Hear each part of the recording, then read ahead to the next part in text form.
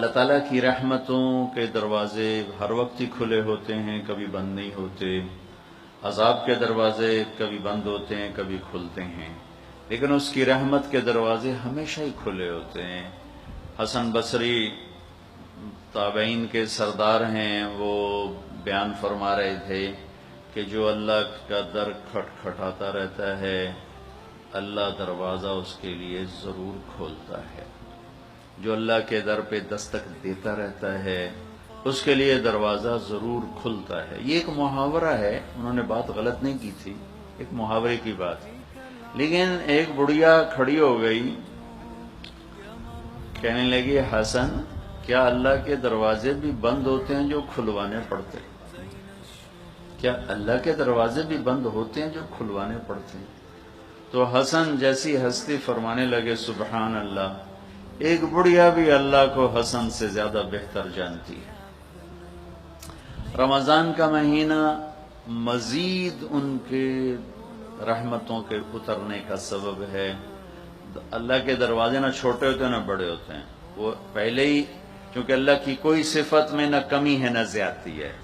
زیادتی بھی کہیں گے تو بے ادبی ہے، کمی تو ویسے ہی بے ادبی ہے۔ زیادتی کا مطلب ہے کہ پہلے کم تھا اور اب زیادہ ہو گیا، لہٰذا وہ کمی سے بھی پاک ہے اور زیادتی سے بھی پاک ہے۔ زمان و مکان اس کی ضرورت نہیں ہے، وہ ہماری ضرورت ہے، اور تنگی فراخی اس کی ضرورت نہیں، وہ ہمارے ساتھ بنی ہوئی شکلیں ہیں۔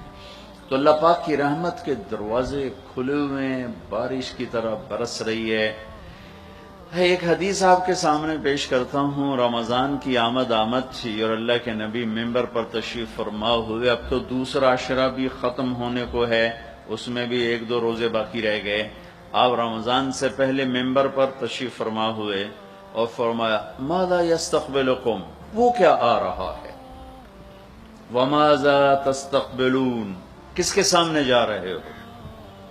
تو ہلچل سی مچی کہ آپ کس کو کہہ رہے ہیں، کیا کہہ رہے ہیں؟ پھر آپ نے زور سے کہا ماذا یستقبلکم وماذا تستقبلون، وہ کیا آ رہا ہے اور تم کس کے سامنے جا رہے ہو؟ پھر حیرت میں اضافہ ہوا صحابہ کی۔ پھر آپ نے ایک اور دفعہ فرمایا ماذا یستقبلکم وماذا تستقبلون، کون سامنے آ رہا ہے، وہ کون آ رہا ہے اور تم کس کے سامنے جا رہے ہو؟ تو جب وہ حیرت اپنی پیک پر پہنچی تو عمر رضی اللہ عنہ کھڑے ہو گئے، یا رسول اللہ کیا ہوا؟ اوحی نزل، کیا کوئی آسمان سے وحی اتر آئی ہے؟ قال لا، نہیں۔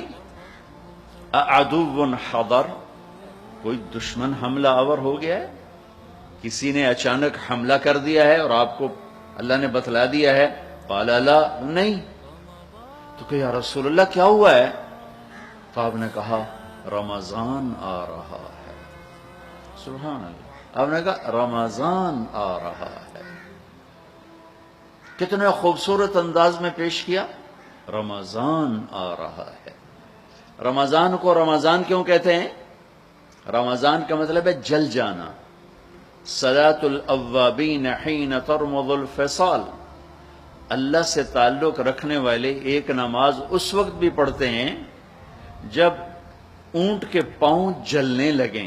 چاشت کی نماز، چاشت کی نماز 10 سے 11 بجے کا ٹائم۔ تو ترمز، رمضان، رمضان کیا ہے؟ جل جانا۔ اور میں یہ کہتا ہوں کہ 12 مہینوں میں سے 11 کے نام عربوں نے تجویز کیے اور 12واں رمضان اللہ نے آسمان پہ تجویز کیا کہ اللہ نے قرآن اس وقت پڑھا تھا جب انسان نہیں تھے، زمین نہیں تھی، آسمان نہ تھے، تو اس وقت اللہ نے قرآن کی تلاوت فرمائی کائنات کے بنانے سے 1000 سال پہلے۔ تو اس میں اللہ نے یہ آیت پڑھی ہوگی شہر رمضان الذی انزل فیہ القرآن، کہ اس مہینے کو رمضان کا نام اللہ نے انسانوں کیا زمین آسمان کے بننے سے بھی پہلے دے دیا، پھر عربوں کی زبان پر اس کو جاری فرما دیا۔ جل جانا، کیا جلتا ہے؟ کیا مناسبت ہے رمضان اور روزے میں؟ کیا مناسبت ہے؟ ابھی پیاس کی وجہ سے اندر میں آگ لگی ہوئی ہے، اور آج مجھے سارا دن بہت پیاس لگی کہ میں نے آج پانی بہت کم پیا، تو صبح اٹھتے ہی مجھے پیاس تھی، اور اب وہ پوری شدت پہ ہے، اسے ایک آگ لگتی ہر روزہ رکھنے والے کے اندر۔ معدہ خالی ہونے کی وجہ سے وہ خالی مشین چلتی ہے تو اس سے ایک آگ پیدا ہوتی ہے۔ اب یہ ایک بھٹی تیار ہو گئی ہے بھوک اور پیاس کی آگ سے۔ اب وہ شہنشاہ کیا کرتا ہے کہ پورے سال کے گناہوں کو تھوڑا تھوڑا اٹھا کر اس بھٹی میں ڈالتا ہے اور جلاتا ہے، ڈالتا ہے جلاتا ہے، ڈالتا ہے جلاتا ہے۔ ایک روزہ رکھا، کتنے گناہ اٹھائے گئے، جل گئے، صاف۔ دوسرے روزے پر کچھ اور ڈالے، صاف۔ تیسرے روزے پر کچھ اور ڈالے، صاف۔ بھٹی جل رہی ہے، اس میں لکڑی جل رہی ہے، وہ جل کے راکھ ہو رہی ہے۔ بھوک اور پیاس روزے والی سے ایک ایمان کی بھٹی چل رہی ہے، اس میں پچھلے سال کے کالے سیاہ گناہوں کو ڈال کے لکڑی کی طرح راکھ بنایا جا رہا ہے، بنایا جا رہا ہے۔ 29ویں روزے جب آخری روزہ ہو، چاہے اس سے اگلا 30واں ہو جائے، وہ تو اللہ کو پتہ ہے۔ اللہ کی بارگاہ میں ہم 29 روزے رکھیں تو بھی اللہ 30 لکھتا ہے، اور 30 تو ہو گئے پھر تو 30 ہی ہو گئے، لیکن اگر 29 کو چاند نظر آ جائے تو بھی ہم سب کے لیے ایک روزہ فالتو لکھا جاتا ہے کہ یہ تو ہم نے چاند نکال دیا، ورنہ انہوں نے تو رکھنے کا ارادہ کیا ہوا تھا۔